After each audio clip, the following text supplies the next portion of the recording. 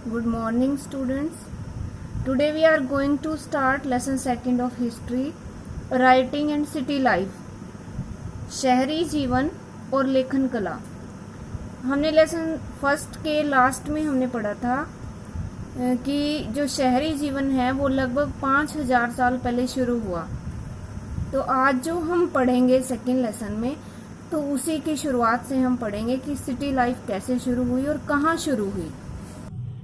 City life began in Mesopotamia, the land between the Euphrates and the Tigris rivers, that is now part of the Republic of Iraq.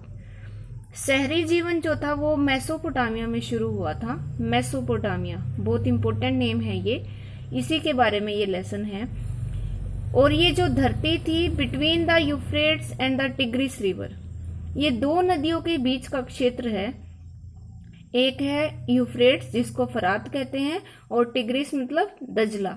फरात और दजला दो नदियां हैं और उसके आसपास का जो क्षेत्र है, उसके बीच का जो क्षेत्र है वो मेसोपोटामिया कहलाता था. यहीं से शहरी जीवन शुरू हुआ सबसे पहले. That is now part of the Republic of Iraq. जो आज के टाइम में इराक एक कंट्री है, उसका एक हिस्सा है ये Mesopotamia. Mesopotamian civilisation is known for its prosperity, city life, its voluminous and rich literature, and its mathematics and astronomy.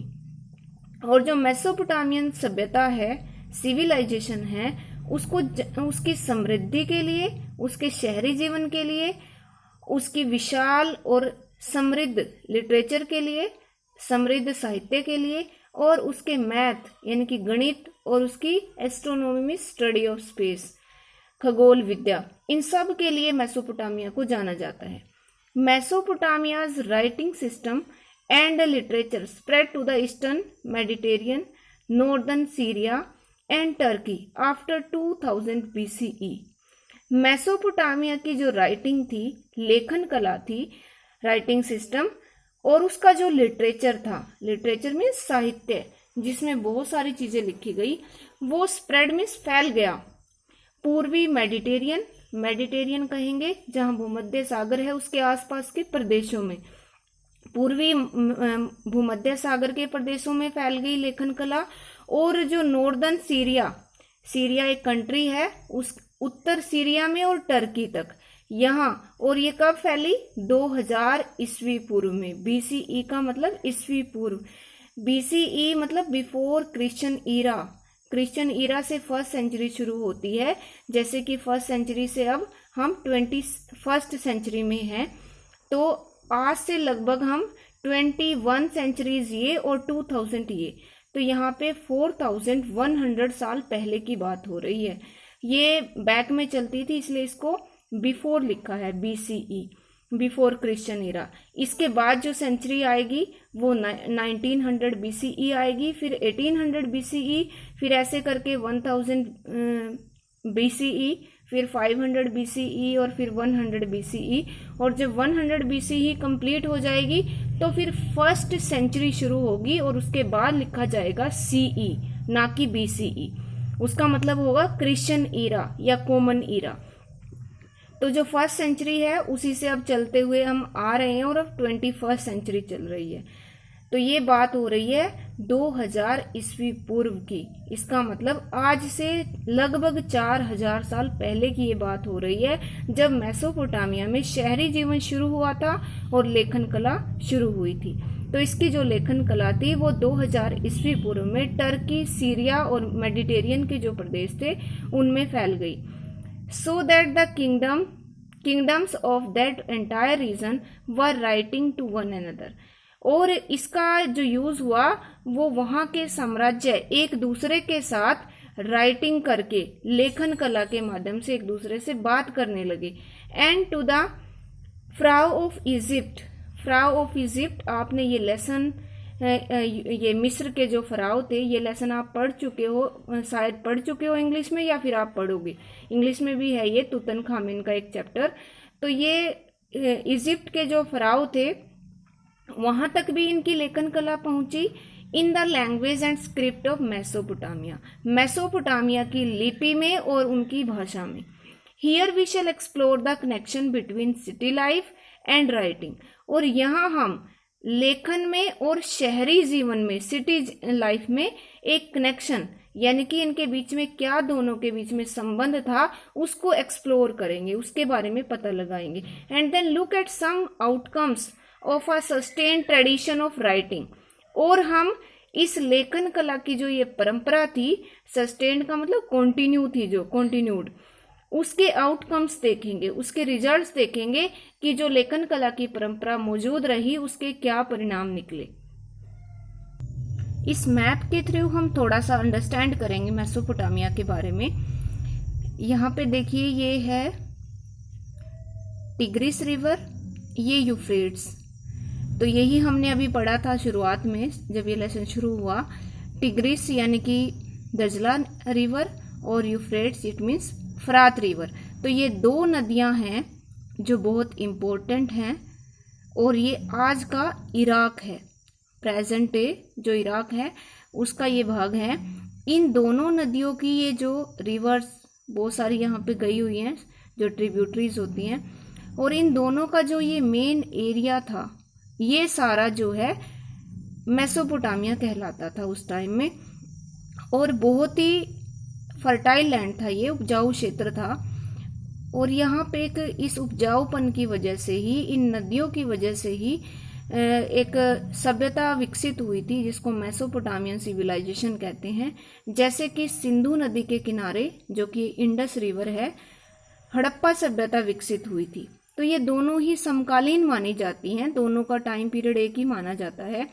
तो इंडस रिवर जो है ये पाकिस्तान में से है, इंडस रिवर, और इसके इस साइड जो है वो इंडिया का मैप है, इसमें नहीं दिखाया हुआ। ये वेस्ट एशिया का मैप इसमें दिखाया हुआ है। यहाँ पे ये पाकिस्तान, फिर अफगानिस्तान, फिर ईरान और उसके बाद इराक। ये टर्की के बाद यहाँ पे ये है सीरिया और ब्लैक सी। टर्की के बाद ये जो आपको लाइन यहाँ बाउंड्री दिख रही है, इसके बाद यूरोप शुरू हो जाता है। यहाँ पे यूरोप को जो एक अलग से मतलब कॉन्टिनेंट है।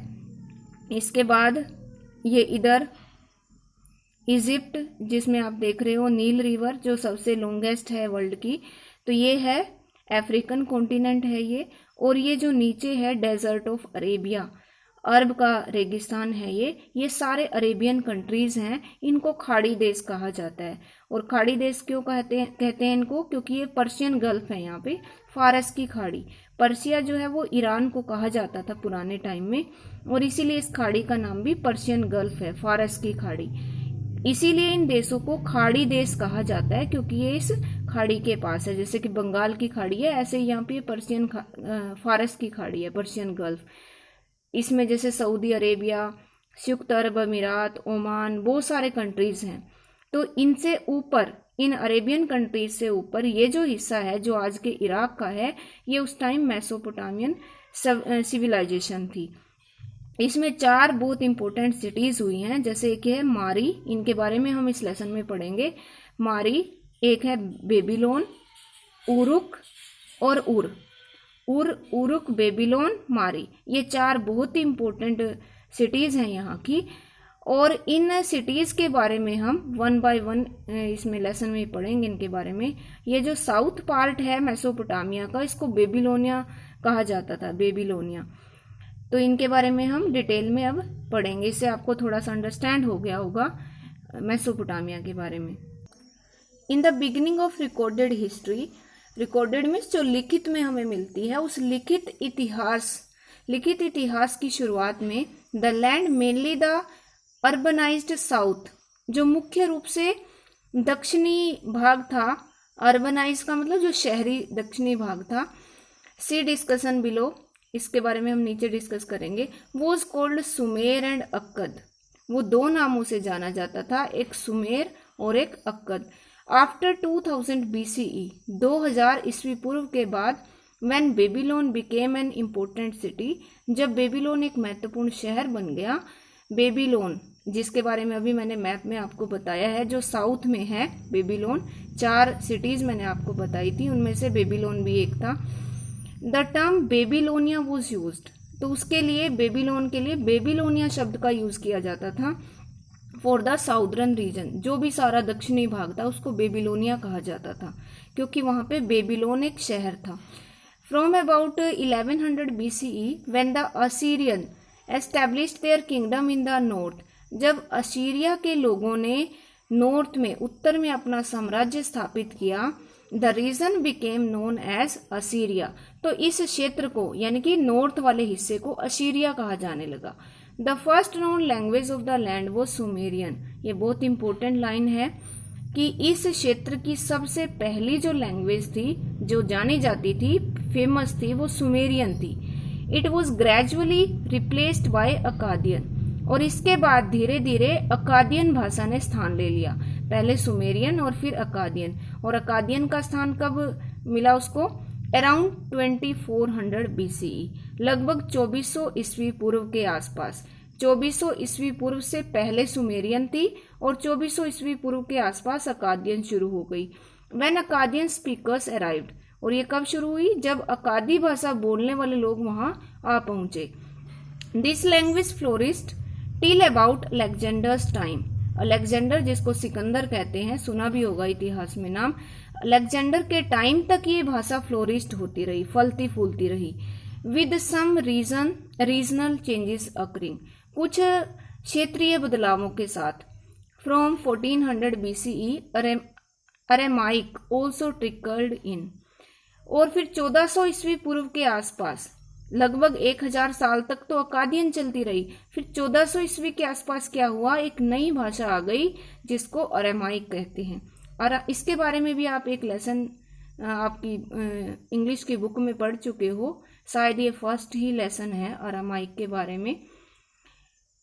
This language similar to Hebrew, और ये भाषा हिब्रू के सिमिलर थी, हिब्रू जैसी थी। Became widely spoken after 1000 BCE, और 1000 ईस्वी पूर्व के बाद ही ये बहुत ज्यादा बोली जाने लगी। It is still spoken in parts of Iraq, और आज के टाइम में भी इराक के कुछ हिस्सों में इस भाषा का यूज किया जाता है, अरामाइक का। तो हम इसको कल कंटिन्यू रखेंगे इस लेसन को, आज हम इतना ही करते हैं।